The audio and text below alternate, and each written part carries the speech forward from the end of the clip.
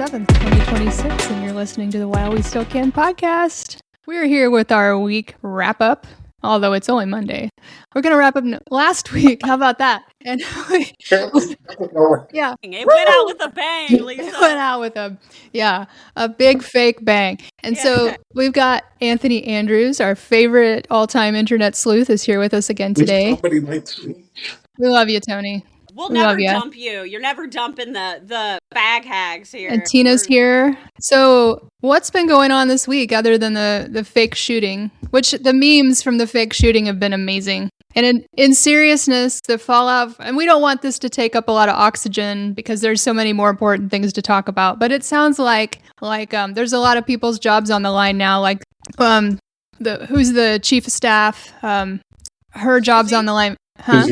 Susie Wiles is on the line because she's in charge of the Secret Service. Well, I think she might be having to go work for Bibi Netanyahu again. I don't know if you saw that article about how she was his campaign manager or something. Oh. Yeah. Okay. Good tracks. Okay. Yeah, sorry, keep going. So anyway, that's all we're going to say about that because it's a total, complete joke and everybody knows it. What else is going on? Can I say? Absolutely. Jump right in. Okay, did anybody see the photo of him standing in the background behind Stephen Miller and his wife? Just watching like a fucking peeping He was Tom. lurking. So scared. Ooh. Okay, and from a practical perspective, had anything nefarious been happening, they would have had him whisked away underground somewhere. Well, it's just like January 6th. Remember? Yeah. He said, the mags, turn off the mags. They're not coming for me. I mean, literally his words during January 6th. So, absolutely. He knew he wasn't in any danger. It's so ridiculous to even discuss it. I have to tell you, there's like a thunderstorm right behind me rolling in, and if I hear sirens, Randy might drag me downstairs. Okay, so, we don't want you to blow away. Let me tell you about what happened with Randy last night. So I think you saw I posted that I think we're going to get droned. Attacked. Yeah, Tony's scared. Randy's scared. Well, Randy thinks we're going to get drone attacked because we live near an airport, so we keep hearing buzzing around us. So he'll run outside and see if it's a small plane or something that's close, just because of all the things that I'm involved in, obviously. So he has some concerns there. So last night, we're sitting on the couch just relaxing, and it's dark. It's probably 10 o'clock. And we had a couple drinks and smoked a little bit, and we all of a sudden in our Four Seasons room, there's this big loud noise inside the room. And he jumps up right away and he runs to the room and he's like, "What the fuck?" And he had like a small glass in his hand and he threw it through the curtain because we have like a sheer curtain separating our Four Seasons room. Threw it through the curtain, like, "Get out of here," whatever, because we didn't know what the hell it was. And I'm like, "What the fuck are you doing?" Yeah. And I ran to the bedroom because I wanted to grab the gun. Because we didn't know what the fuck was going on, No. And finally, he settles down a little bit. And I'm like, "What is going on?" And apparently, he had the leaf blower in our Four Seasons room standing against the wall, kind of upside down. So it was top heavy. And I think...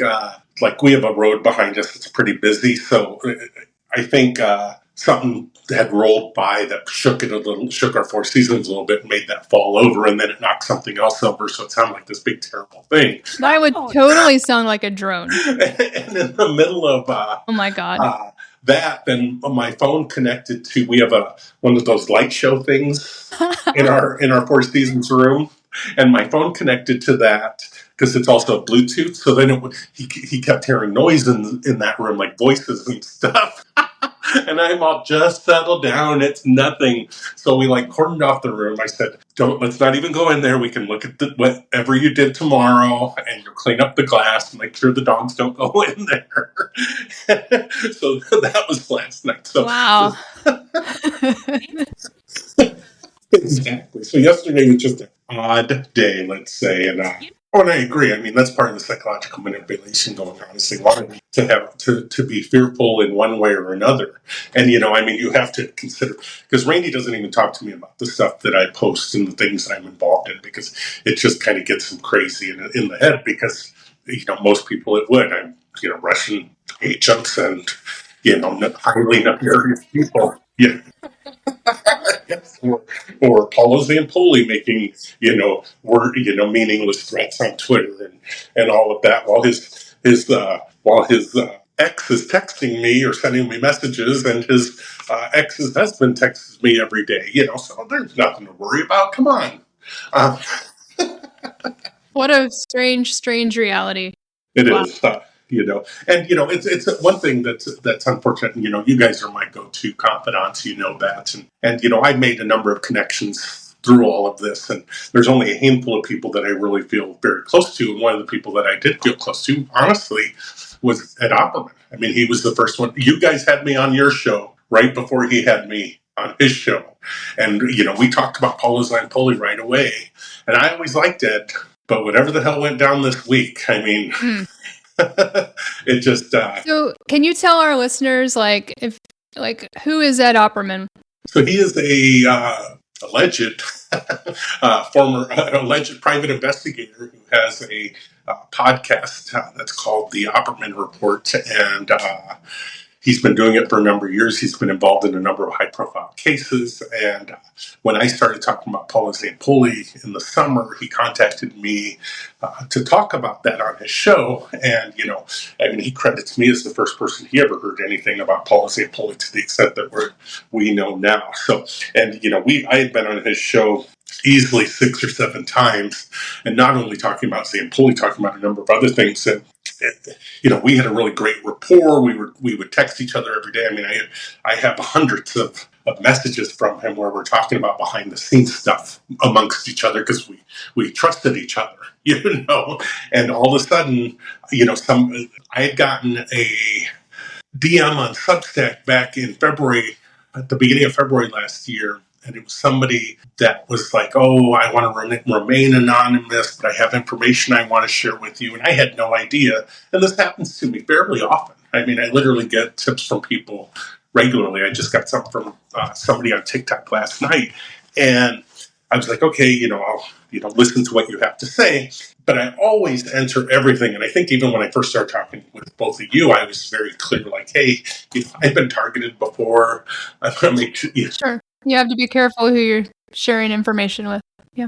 I have a screenshot showing this person, the first message that I sent was that. I've been targeted, so I have somewhat of a vetting process, but I'll listen to what you have to say. And so they went on this long tirade about me, working with Ed and Twitter drama continues. Yeah, so it just, again, it was like, I don't have time for any of this. I'm really trying to do the right thing for people. Now, what about content-wise? What's been shaken down this week as far as content and happenings?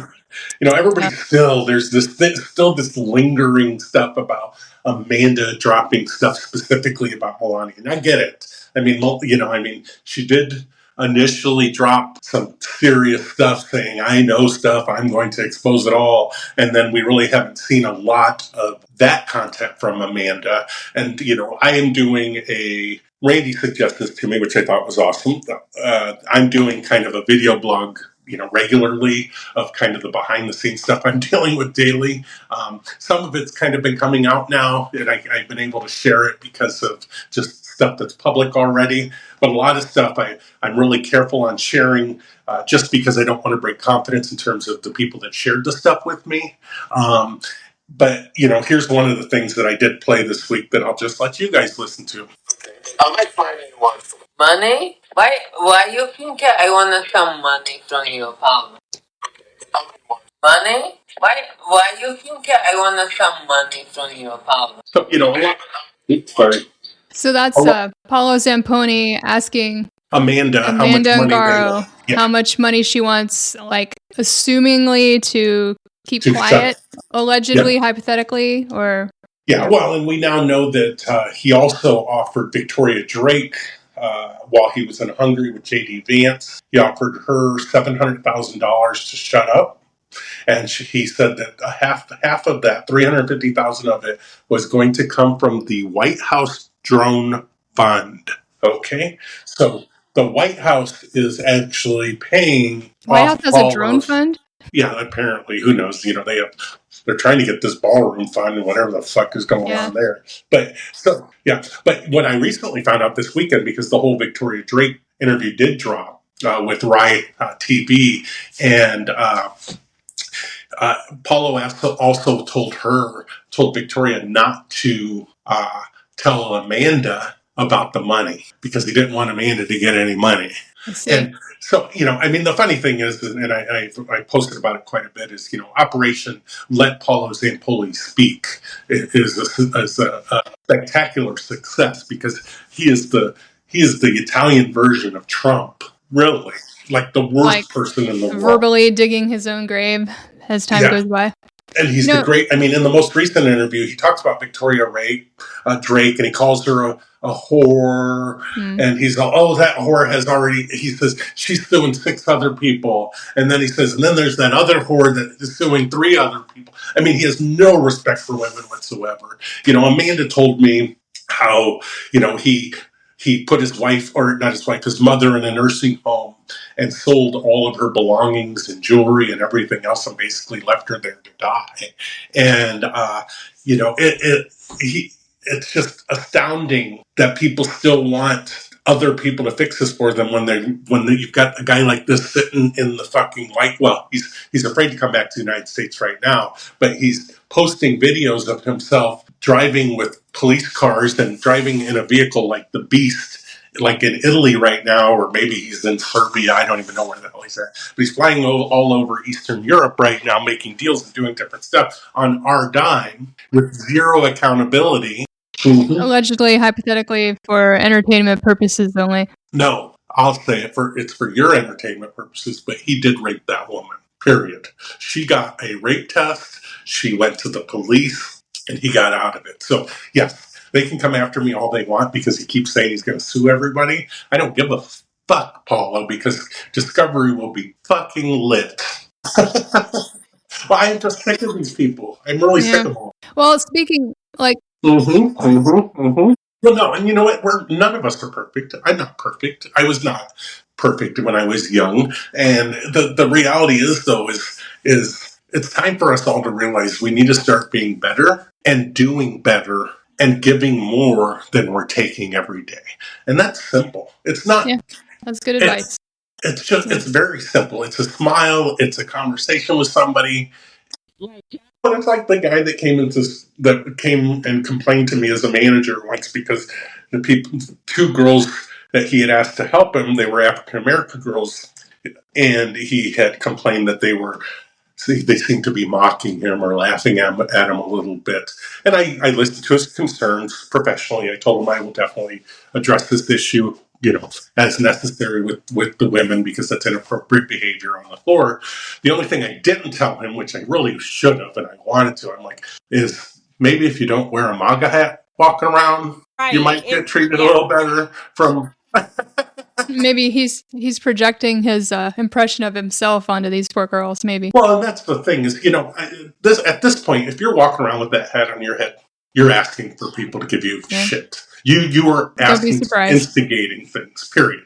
There's no question about it. You're wearing it for a reason, and it's a reaction, because I know we all need a little dopamine sometimes. I get it. But it's like it's like when you mean to your waitress. You can't do that.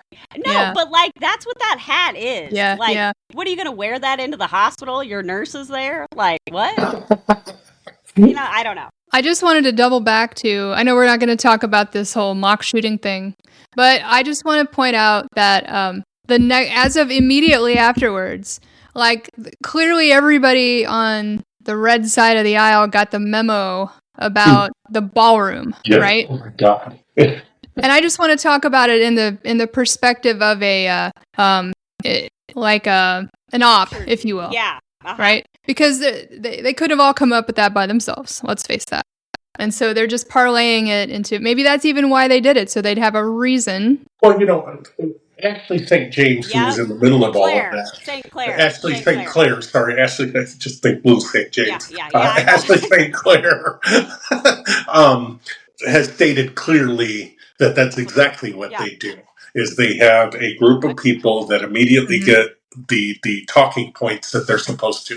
And, I had pointed out on my feed that I was feeling a little January 6th-ish deja vu because, he had an emergency cabinet meeting the other night at the White House, if you recall. And I was like, oh, yeah, didn't that happen right before January 6th? It was like they were all getting their marching orders for this event. And, you know, half of the people that were at this event had never been to one of these events previously. Yeah, including the president, right? The president. Trump has never been to one. Ever since he got roasted by Obama back in the day, which is probably what set all this off, to be honest. No, absolutely it did. Yeah. Yeah. It's just insane. And then, and then it was convenient for everybody to be present to do press conferences at the time. And you see the pictures of them all smirking and laughing post-shooting. I mean, it's so fucking obvious how this, yes. I mean, seriously, if you think otherwise, you're dumb. You just go get your brain checked. Yeah, there's no brain there to check. But I'm sorry, I'm not doing a very good job not talking about this. Sorry. Well, also then, you guys got to find this video of the person, there's some chick walking around after it's been evacuated, grabbing all the fucking wine bottles off the table, okay? It's like putting them in her coat. It's probably, who's our attorney, not attorney general, but Judge Winebox, what's her nuts? Maria Pirro, or Jean Pirro, or... Yeah, yes. And she, Janine sat next to Allison at the Catholics for Catholics event with Roger Stone in Mar-a-Lago. It's all such an incestuous group of horrendous people. Wait, the Catholics had a fucking party at Mar-a-Lago, of course. Okay, keep going. And I poked that bear recently. That was fun. Yeah, you like it. You don't have enough drama, okay? Another thing I played this yesterday, just because one of the things is, Amanda had gone a little silent for a while. I know why. She was kind of getting her thoughts collected to determine how to deal with a lot of this, because people do not understand. They think that, on the surface, you see this person who's a model who worked for the UN, but she actually was not very social media savvy or really involved in social media. So then all of a sudden, her world blew up in terms of, she had 40 followers, on, 2 weeks ago, and she now has like 107,000 followers. Wow, that's a significant increase. And she, one of the things that was happening was, she just didn't know how to navigate everything going on social media. She had even posted something. She had accidentally reposted a tweet of Zampoli's, and she sent me a frantic voicemail saying, "Tony, please help me. I don't know how to undo this retweet." So I even sent her a video of how to undo it.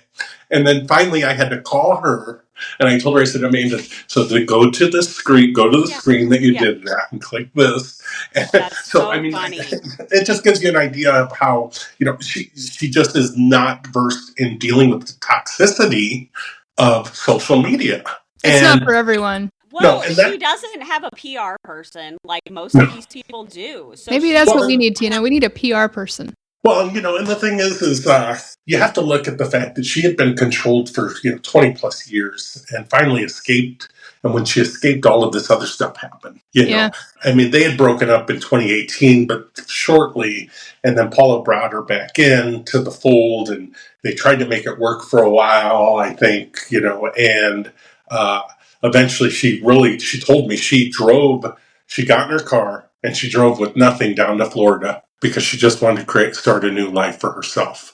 And that's when she was able to get a job at this facility, and she met her husband, or future husband. She'd actually dated someone else in between this all while she was down in Florida, and Paolo had somebody following them and following the guy. That's harsh. So eventually that relationship ended because it wasn't a safe relationship because of the stalking of Paul. And, I have a lot of information that I'll share in the future that I just can't share out of confidence right now. But there's so much going on behind the scenes that people don't understand.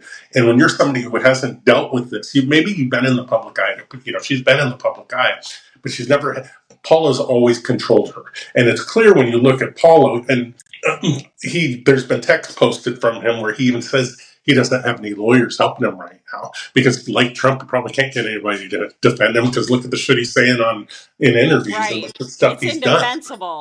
Yeah, he's indefensible. So you have to look at that whole picture of that's how he probably controlled her as well. So she, from 17 years old to now, really had no idea of how to navigate anything when it comes to this type of stuff. That's a rude awakening. Yep. And, fortunately, I finally heard from her yesterday. She had sent me a message, and her husband sent. I talk to him pretty regularly. He sends me stuff pretty often, but it's a lot to navigate because half the stuff he sends to me is in Portuguese, so I have to translate real quick to be able to respond to him. So he'll I have a question. Sure. Why in that recording they're speaking English? Mm-hmm. Wouldn't it make more sense for them to speak Portuguese? Paolo doesn't speak Portuguese. He's Italian. Oh, okay. That makes sense. But Amanda doesn't speak Italian. She's Portuguese or Brazilian. I see. I had thought about that. And I'm like, oh, yeah, all of their... guess what? I have a lot of recordings of them. That makes sense. So here's one of the other ones that I did share. This was when Amanda and they both speak the language of love. Yeah. Amanda had told me that Paula was freaking out about this RAI interview and tried to get them to redo the interview. And then when they said no, he was actually threatening them. Well, now in this, what was released yesterday, that was actually confirmed by Victoria Drake and by the Sasha. I hate using the name Sasha just because everybody thinks of arrows. Yeah. The actual journalist, his name was Sasha something. And he was sending them even threatening messages to not, and it's confirmed now, he even threatened to use the government against Victoria Drake because she's speaking up. And but this was way back then, probably about 3 weeks ago when this was all going down. Amanda actually had sent me a voice mail telling me that was... Oh, Paolo is going crazy on Raya, the government of Italy, He's like, I want to change my speech, I want to do another interview, and the guy say, no way. And he's calling the guy every single day, sending crazy messages. Oh, yes. So that gives you a little idea of everything I've been navigating, but not sharing stuff right now out of confidence. Hi. That's crazy. It's just a big conspiracy, corruption, and they're using your money to do it. Mm-hmm. They're using all of our money to do it. That's not cool at all. Well, and and one other thing in that interview that came about was apparently there's $250,000 in cash hidden in a wall in Paolo's Gramercy Park basement. And during the Rye interview, it's kind of funny because when the guy brought it up, Paolo gets all crazy. I mean, he looks like a crazy man. We know he's coked up most of the time. Amanda has admitted that Paolo introduced her to cocaine, and she was pretty much coked up for a number of years up until about 5 years ago where she went clean. And but that was all due to Paolo. And I've also shared how he doesn't have to keister it. He does other things to get it to be able to travel around the world. And if you're flying on Air Force One, who's going to check? They're right? not. Who's checking? You figure they're definitely not. There's going to be another fucking assassination attempt. Yeah, so it's just it's so crazy to see that this is happening the way that it's happening. It is. So speaking of more corruption here, did we talk about the insider trading that obviously is going on, but they finally wrote an article about it? I did see it. I didn't read the article, but it was 11 out of 11 wins for the person. Yes. Speculation is that it's probably barren. Yes, yeah. But the thing is they were interviewing him, or he, and a journalist said, "Are you concerned about insider trading on these prediction markets regarding the war?" His answer was, "The world is a casino. It is what it is." Yeah, because nobody's holding them accountable. Again, in any other a casino, in any other era, that statement right there would be an impeachable offense. Well, rape isn't, though. I don't. Neither is nuclear secrets or anything like that. And I actually today specifically, I just started reposting a shit ton of everything I've written. If you've noticed, yes. because I just want people to say, you know, it's Amanda's only a new thing for me. Right. I've been invested in this tremendously for a very long time, and it's all coalescing under this Zampolli story now, more than I even had imagined. Yeah, you did. You were a shit magnet with that, bro. Tina, what is your hyperfixation this week? A NASA scientist. Oh, yeah. Yeah. Okay, so not that we were going to talk about the shooting anymore, but full circle. Okay, the guy who was the assassin, didn't he have NASA ties? He also worked for Ricky Martin. So he is living his crazy life. Okay. Yes, he worked security for Ricky Martin's security detail. I saw pictures on Facebook of him with Ricky Martin today. You know, I'm still pissed off with Ricky Martin, even though he used to be my free pass. I know. Ooh, Ricky He Martin. used to be my free pass. Now, if you saw him, you just turn up your nose and walk away. Yep, there are plenty of other free passes out there now. Okay. Trump would deport him. That's why we love you, Tony. You got integrity. Yeah. You really stick to your values, Tony. At least you're consistent. Yeah, so, but that guy worked at the same place that a bunch of these people that are dying, and then another guy died on a plane with his family. Well, and the guy, the Cole Hall or whatever. The shooter. You know, you have to also look at a couple different things. One is there's also indications that he at least was a big fan of the IDF, Israel Defense Forces. You know, there's a picture of him wearing something, and there's a flag behind him too. So that is very weird. And you also have to look at the fact that he, what was the other thing? There was something else about him. Sorry, I can't remember exactly what it was, but there are some clear indications that you know we go back. You know, I know you love talking about MK Ultra, but I think more and more we're seeing people are being manipulated. I don't necessarily. What I believe is people are being caught doing very bad things, and likely like pedophilia type things, and they're either brought into the fold of the administration, which we've seen tremendously, person after person, or they're used and manipulated in a way for these staged events. You know, think about it. If, let's say, you've got that kid. No one's going to do that if they're normal. But if they're mind controlled, they're forced to do it without themselves even knowing. But it's not even mind control that I'm talking about. I'm talking about we're going to ruin your life because we found child pornography on your computer. And at this point, they could literally put that on your computer and just fucking say it's on there. How terrifying is that, guys? But think of the ones that did have it on there. Look at the shooter in I forget which shooter it was, the Charlie Kirk shooter, you know, or the Butler shooter. You know, either one of them, they could have easily, you know, they were gamer nerds, likely, you know, probably could have easily had a lot of nefarious shit on their computers through, you know, I've never done what the dark net is that what it's called? Yeah, I've never tried to go on the dark web or anything. I mean, that's what these people do. And then, you know, let's say the government finds something and says, okay, or you need to do this for us. Find something so they can force you to do something. Exactly. Absolutely. Well, they love their blackmail. They do. I wonder if, that's concerning because everybody's phone's easy to hack into.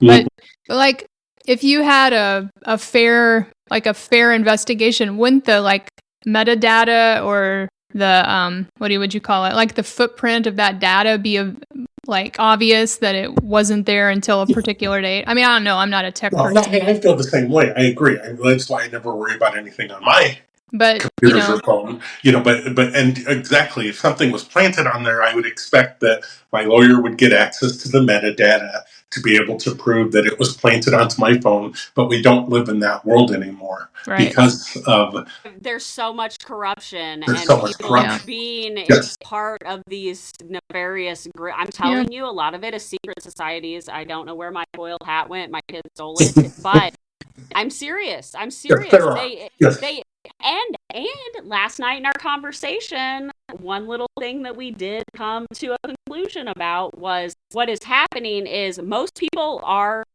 usually well-meaning, okay? Like, for the most part, they really are. Like, you go to be a doctor because you want to help people. I work in healthcare because I also like to do that. You are a service person, Tony. So you serve the public and provide that service. And where was I going with it? No, that everybody makes a decision, I think, in terms of whether they're going to be good or bad, and people cross the line at some point.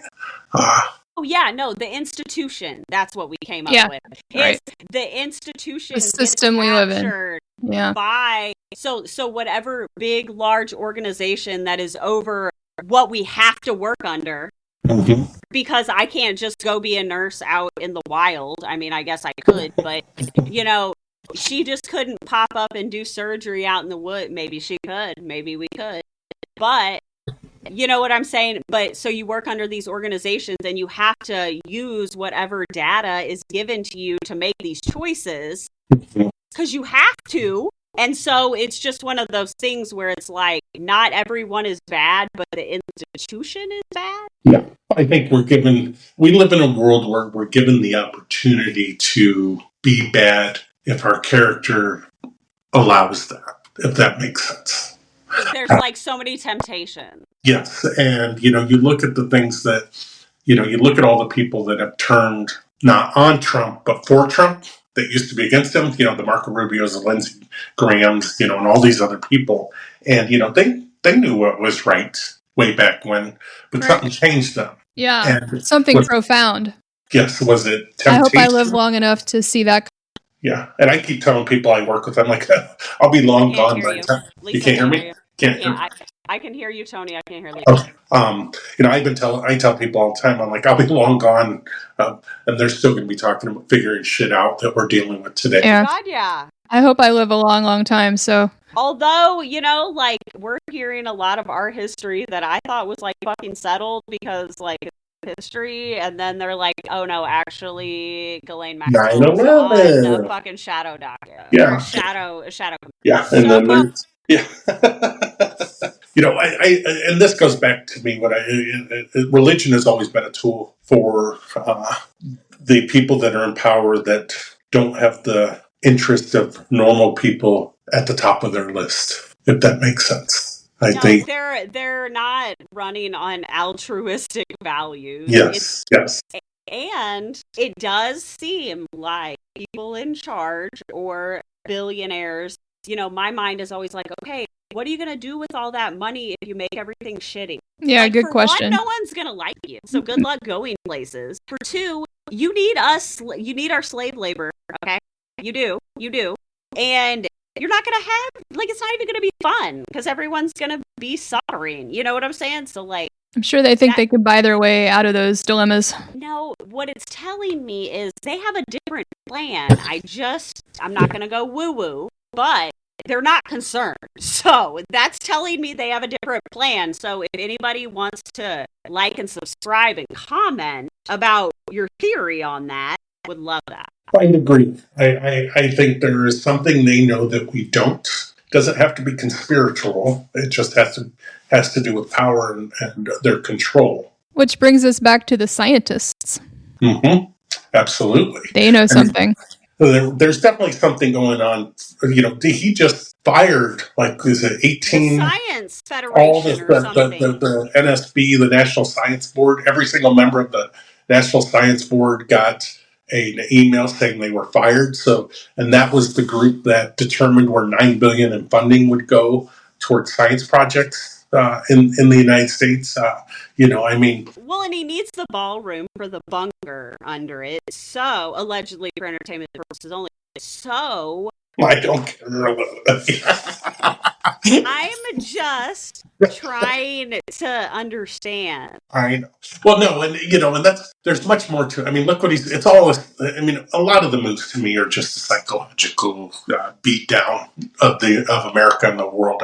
Look what he's doing to the reflective pool.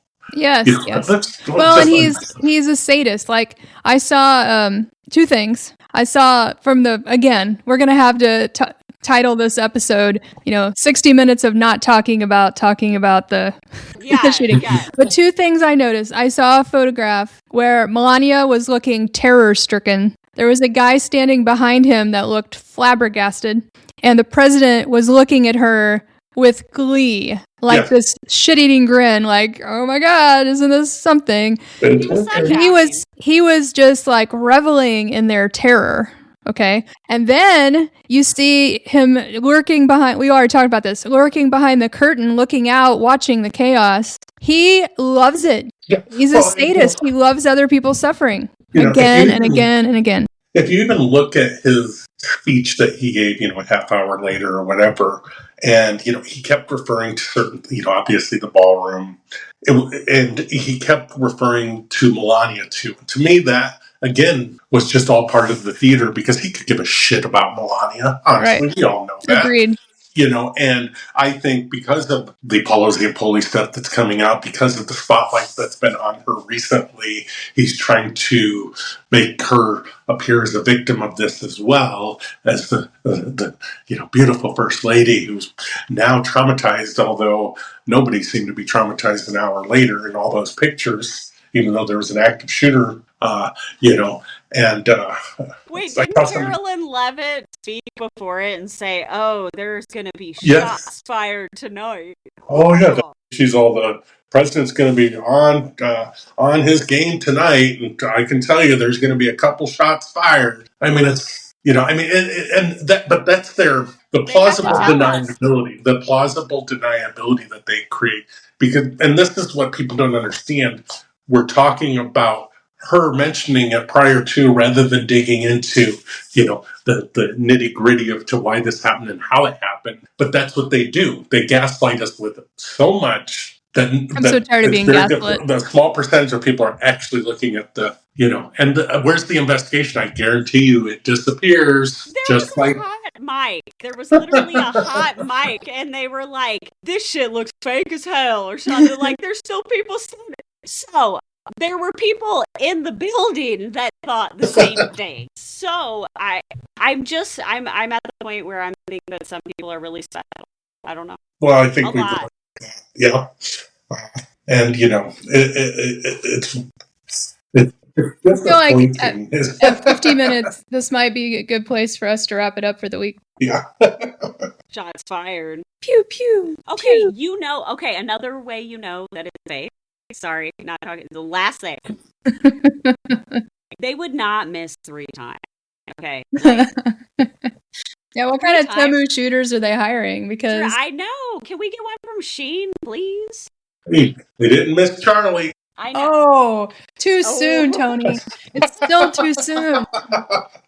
Not for Erica. She was out there in day 3 with some fireworks. She was fine.